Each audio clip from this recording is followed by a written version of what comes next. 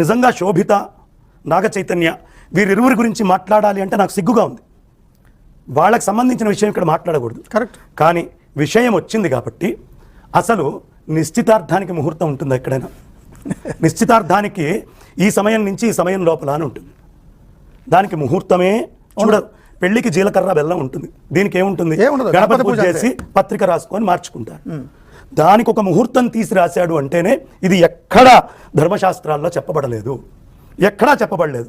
తర్వాత షష్టాష్టకాలు అనేటటువంటిది చూశాడు. ఆయన చెప్పినటువంటిది అంటే ఆయన కర్కాటకము ధనస్సు అని 2 రాసులు, ఆమె రాశి ధనస్సు కాదు అనేది మీరు చెప్పారు. వృషభం. అందులో కూడా చాలా పెద్ద పొరపాటు చేశాడండి. అసలు నిశ్చితార్థానికి చక్రం చుట్టం తప్పు.